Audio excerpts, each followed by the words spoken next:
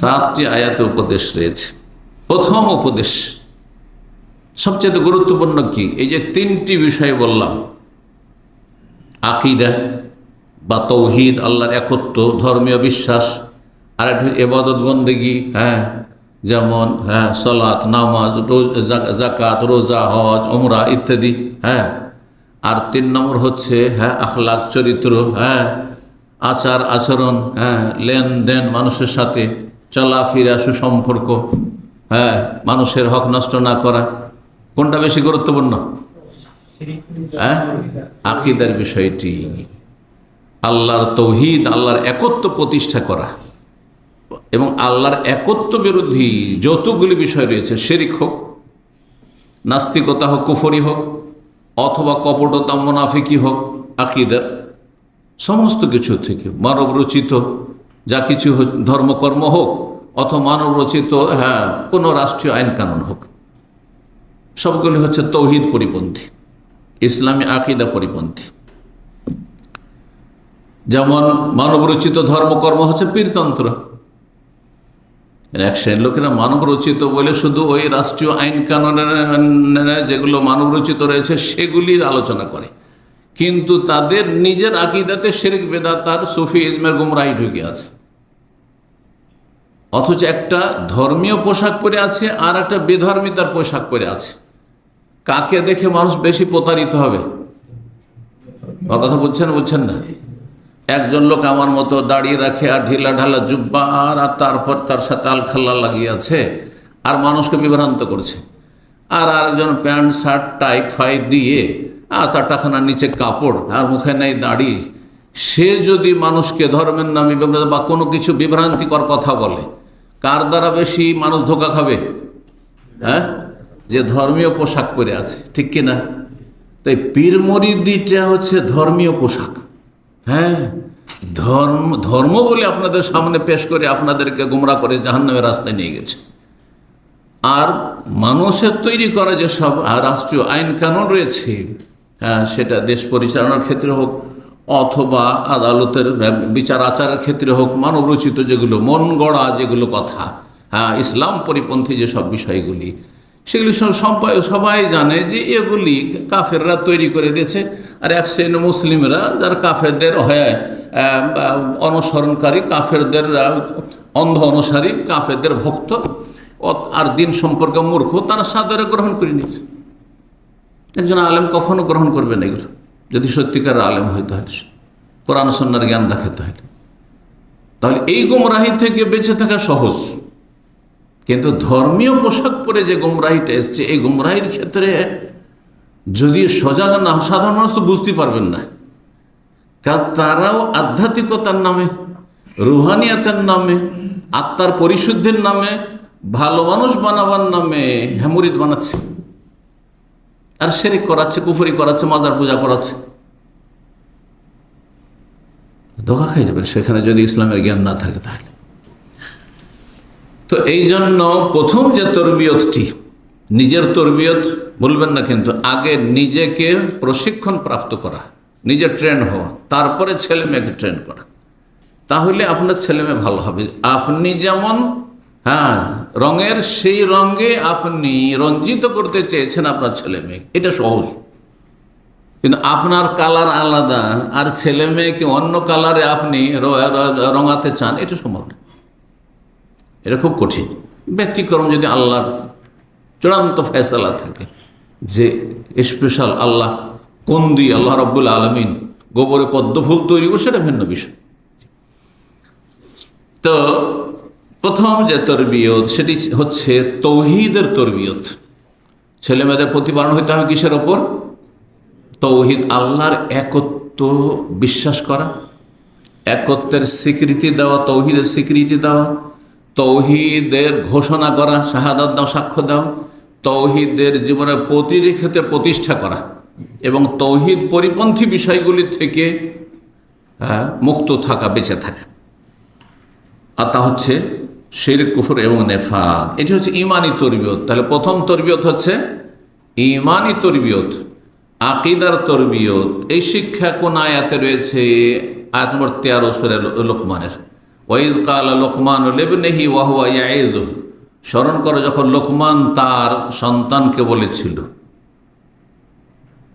ওয়া হুয়া ইয়াইযুহু, উপদেশ দিতে গিয়ে, ছেলেকে উপদেশ দিচ্ছে, হ্যাঁ এখনো মগজ মস্তিষ্ক কচি হয়ে রয়েছে।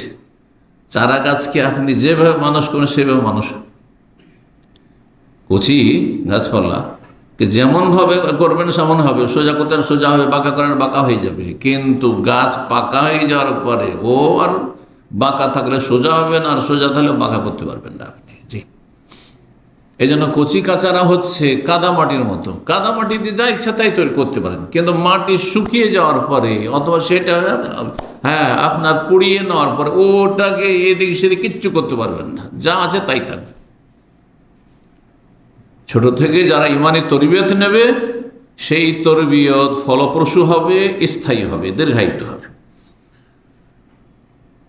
ওয়াজ করছেন, উপদেশ দিচ্ছেন ছেলেকে, কি বলে, ইয়া বুনাইয়া, হে প্রিয় বৎস, লা তুশরিক বিল্লাহ, আল্লাহর সাথে শিরক করিও না। শিরক হচ্ছে তাওহীদ ধ্বংসকারী, আল্লাহর একত্ব ধ্বংসকারী। শিরক হচ্ছে ঈমান ইসলাম ধ্বংসকারী। শিরক হচ্ছে ওই রকমই যেমন উযু করা ব্যক্তি যদি তার বায়ু নিঃসরণ হয় তাহলে উযু শেষ, তারপরে যে সারা জীবন নামাজ পড়তে থাকেন, সেজদায় পড়ে থাকেন, সব নফল পড়েই যাচ্ছে, সারা রাত নফল পড়ছেন, কিন্তু আপনার উযু নষ্ট হয়ে গেছে, নামাজ হবে? এক রাকাত একটা সেজদাও কবুল হবে না। ঠিক করে তৌহিদ নেই আর সমস্ত আমল করছেন, হজ উমরা প্রতি বছর কয়েকটা করে উমরা আর হজ, অনেক পয়সাওয়ালা আছে, প্রতি বছর হজে আসে,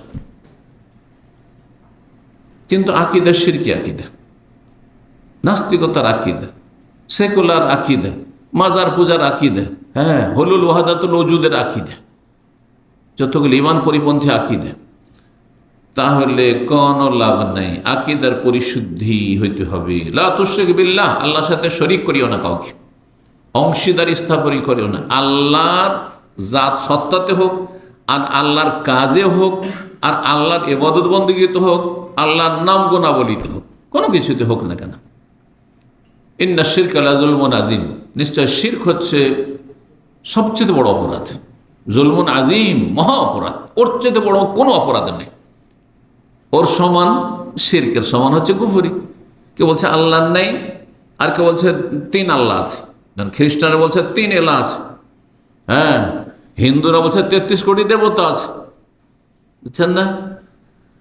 আর যারা বলছে যে হ্যাঁ কলুবুল মুমিন আরশুর রহমান, পীরতন্ত্রের কথা বলি, তাদের শিরকের কথা বলি, মুমিনের কলব হচ্ছে আল্লাহর আরশ, মুমিনের কলব হচ্ছে আল্লাহর আরশ। এটা কারা বলছে? হিন্দু, খ্রিস্টান, ইহুদি, বুদ্ধিস্ট, এটা মাদার পূজারীরা, এরা পীর পূজারীরা বলছে যে মুমিনের কলব নাকি আল্লাহর আরশ, তাহলে যত কল্লা তত আল্লাহ।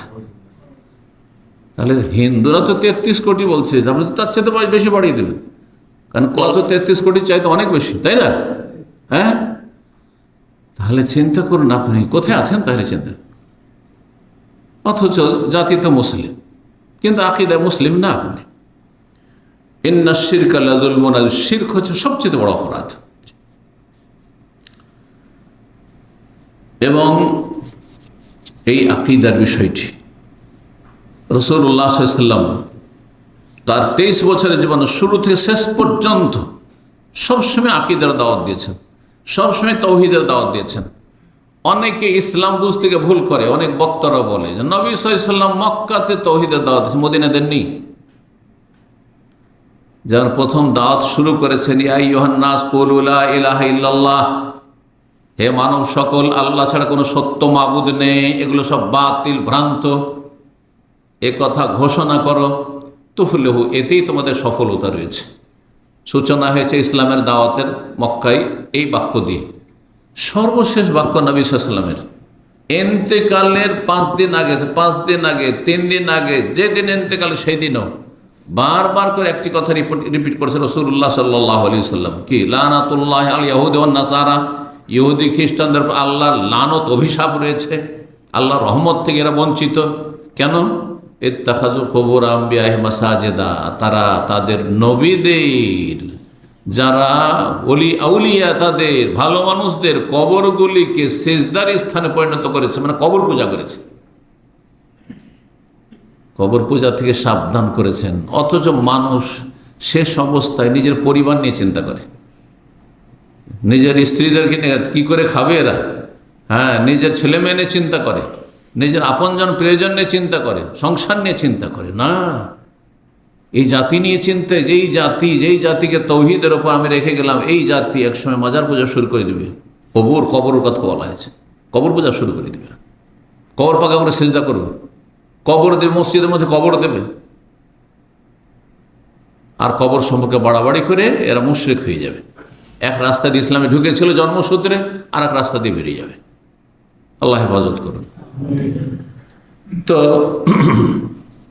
ঈমান আকীদা আমাদের হইতে হবে, যারা আদর্শ রাসূলুল্লাহ সাল্লাল্লাহু আলাইহি ওয়াসাল্লাম পরে কার আদর্শ, খাঁটি ইসলাম জানার জন্য কার আদর্শ, আজকালকার জামানার লোকেরা।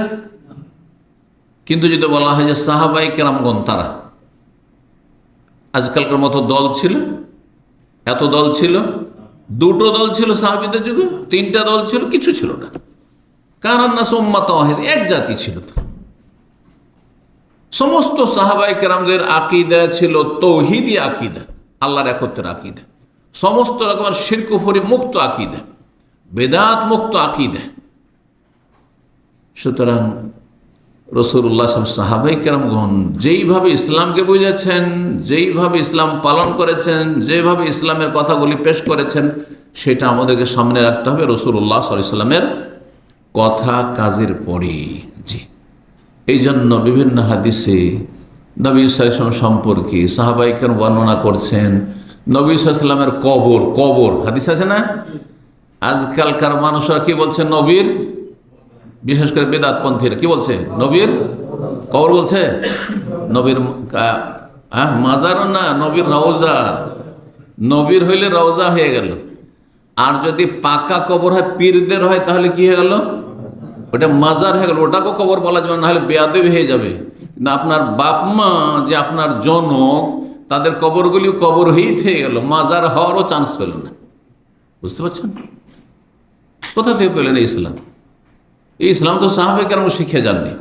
মা আয়েশা রাদিয়াল্লাহু তাআলা আনহা, ঘরের মানুষ, সবচেয়ে প্রিয়তম নবী সাল্লাল্লাহু আলাইহি ওয়াসাল্লাম, তিনি বলছেন নবী সাল্লাল্লাহু আলাইহি ওয়াসাল্লাম কবর, নবী সাল্লাল্লাহু আলাইহি ওয়াসাল্লাম কবর।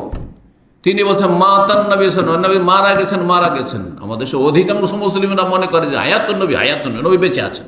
হায়াতুন নবী মানে কি? বেঁচে আছেন। মা আয়েশা বলছেন মারা গেছেন, আপনি বলছেন বেঁচে আছেন। আপনারটা ঠিক না আয়েশাটা ঠিক?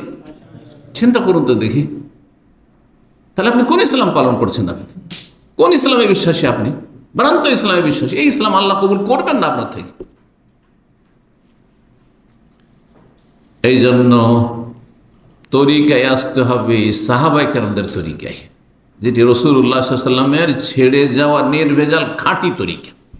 এই মর্মে বেশ কিছু আয়াত রয়েছে। সূরা বাকারার 137 নম্বর আয়াত, আল্লাহ ফাইন আমানু বিমিসলি মা আমানতু বিহি, পরের লোকেরা যদি ঈমান নিয়ে আসে তোমাদের মতো ঈমান। আল্লাহ কোরআন নাজিল হওয়ার জামানায় সম্বোধন করছেন কারাকে? সাহাবীরাকে, তাই না? তখন সাহাবীরা ছিলেন। তোমাদের মতো তাদের ঈমান যদি হয়, তাহলে আমাদের ঈমানটা কার মতো হইতে হবে? সাহাবীদের ঈমানের মতো। সাহাবীরা কি বলতেন যে নবী আলিমুল গায়ব, নবী হাজির নাজির? আরে মা আয়েশার মালা হারিয়ে গেছে, হ্যাঁ, সফরে ছিলেন, হার ছিঁড়ে পড়ে গেছে, বাথরুম করতে গিয়ে মাঠে গিয়ে ছিঁড়ে পড়ে গেছে। আর যেমনই ছিঁড়ে পড়েছে, ওইখানে ওর উপরে মোট বসে গেছে। দুইবার হারিয়েছে, তার মধ্যে একবার ঘটনা এরকম, ওরটা বসে গেছে। নবী সাল্লাল্লাহু আলাইহি ওয়াসাল্লাম সাহাবায়ে কেরাম সবাইকে ওটা মাঠ খুঁজালেন, কিন্তু খুঁজে পাওয়া গেল না। হাদিস ফাবাসনাল বাইর, তারপর আমার উটটাকে উঠালাম যে চলো চলে যেতে হবে, হার আর পাওয়া গেল না। যখন উটটাকে দাঁড় করলাম, ফাওয়াজাদানাল ইকদা তাহাতা, উটের পেটের তলায় মালাটি পড়ে পেলাম, পড়ে আছে। যেই নবী উটের পেটের তলায় মালা পড়ে আছে জানেন না, তিনি নবী আলিমুল গায়ব, আপনার খবর রাখছেন, আমার খবর রাখছেন, আমার আমল সম্পর্কে অবগত, আপনার আমল সম্পর্কে অবগত। এসব কথা আমাদের দেশে রাখি দেয়। অধিকাংশ মুসলিমদের আকিদা এগুলো, যে নবী সব জানছেন আমাদের।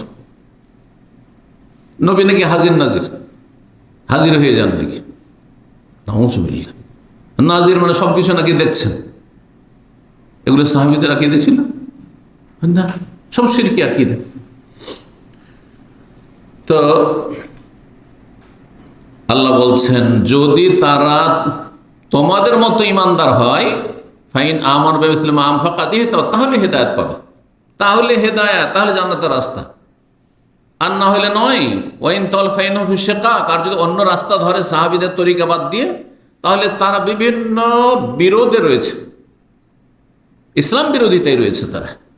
ফাসায়াকফিকাহুমুল্লাহ, আল্লাহ তাদের প্রতিহত করার জন্য যথেষ্ট, তাদের অনিষ্টতে রক্ষা করার জন্য যথেষ্ট। সূরা নিসা আয়াত 115 আল্লাহ বলছেন, ওমাই ইউশাকিকির রাসূল মিন বাদি মা তাবায়্যানা, কেউ যদি রাসূলুল্লাহ সাল্লাল্লাহু আলাইহি ওয়াসাল্লাম বিরুদ্ধাচরণ করে, অথচ হেদায়েত কোরআন হাদিস দিয়ে স্পষ্ট হয়ে গেছে, ওহী আছে, কোরআন হাদিস সুরক্ষিত আছে মানুষের কাছে, বিভিন্ন ভাষায় অনুবাদ হয়ে গেছে, ব্যাখ্যা হয়ে গেছে। ওয়াত্তাবি গায়রা সাবিলিল মুমিনিন, মুমিনদের রাস্তা বাদ দিয়ে অন্য রাস্তা যদি ধরে, তো সেই যুগের মুমিন ছিল সাহাবীরা, সাহাবীদের রাস্তা বাদ দিয়ে অন্য রাস্তায় চলছেন আপনি। সাহাবীদের যুগে দেখান যে একজন সাহাবী মিলাদ করেছে, একজন সাহাবী শবে বরাতের রাত্রে নফল পড়েছেন, দেখান। একজন সাহাবী নিয়ত পড়ে নামাজ শুরু করেছেন, হয়তো দিয়ে নামাজ শুরু করেছেন। একজন সাহাবী সম্মিলিত মোনাজাত করেছেন, আর বাকি মুক্তাদির আমিন আমিন বলেছেন, দেখান দেখি কোথাও। দেখাবেন না আর সঠিকটা মানবেন না। ধর্মের ক্ষেত্রে গরজ নাই, শুধু পেটেরই গরজ, তাহলে পেটই পাবেন, জান্নাত পাওয়া যাবে না। আপনাকে আগে আপনার ধর্মকর্ম, জান্নাতটাকে সবচেয়ে বড় গরজ বানাইতে হবে। আমি জান্নাতের রাস্তা আমি নিশ্চিত কিনা আমার জন্য। আল্লাহ বুঝার আমল করা তৌফিক দান করেন।